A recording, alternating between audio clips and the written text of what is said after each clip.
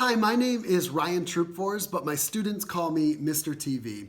And I think one of the things that describes me most as an educator would be relationships. Really relationships with all stakeholders, including parents, students, my colleagues, and administration. But I think the relationships that I have with my students are the most important for me to continue to develop every single day. So having a relationship of respect is important to what I do.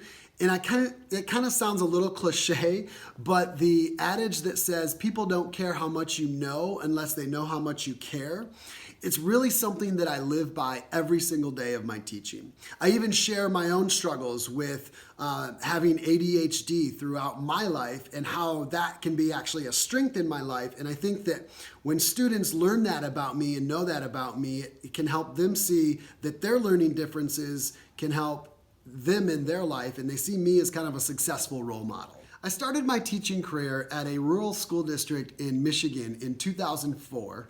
After that experience, I made the transition to teaching in an urban school district. And so I taught at a school in Toledo, Ohio for about 5 years. And now I'm currently at an urban school here in Fort Wayne.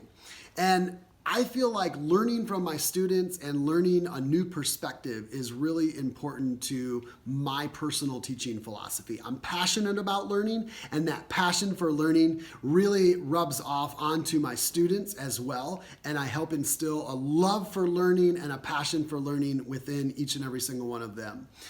My whole brain teaching techniques really kind of help shape my classroom management style. I really believe in conscious discipline, which means just kind of looking at the root causes of students' behavior instead of just punishing them or giving them a consequence for making a bad choice. Let's get to the bottom of why you made that choice in the first place so that we can maybe prevent that choice from being made again. I really believe in a growth mindset. Throughout my classroom, you'll see lots of different examples of a growth mindset, including a super improver wall where our students set goals for themselves and strive to meet those goals. And then we, of course, celebrate every time a student makes progress towards their goals. And I also have flexible seating in my classroom. So that allows students to not just take ownership over their learning, but it sets them up for success based on the environment that they're learning in. And I use technology on a regular basis. Every single day, students come into my room, they're using technology, whether it's for collaboration, working on or turning in assignments. For example, I use Flipgrid, which gives every single student in my class a voice. And of course, this is really important with one of my classes being over 30 students. I want to be able to hear from every single one of my students. And so Flipgrid allows me to use technology to do just that. And of course, many other things that I do on a regular basis as well. For example, we this year recently partnered with a local author. And so our students read her novel, and then we had that author come in with a question and answer time with our students. And we partnered with our local National Public Radio, our local NPR station. And so we had some news anchors come in and talk to us about creating a podcast. And my students created their very own podcast that we then shared with members of our community.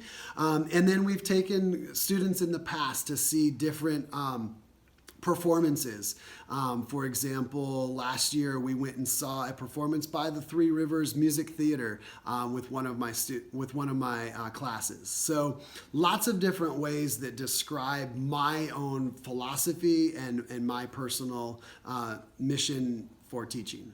I do my best to make sure that I'm contributing to our broader school community. For example, I am the 6th grade level leader, which means I work with our entire 6th grade team and always look to how can we make sure that we're always doing what's best for our scholars here at Miami Middle School. I'm part of the curriculum writing team. I also participate in so many other after-school activities and clubs that really just help the lives of our students. I've always seen myself as a lifelong learner. So I believe that when I stop learning as an educator, that I stop being as effective for my students. So moving forward, I want to help new educators, but on a much broader level. And I'm currently doing more research on trauma-informed discipline and what that looks like for me as a teacher and what that looks like in my classroom.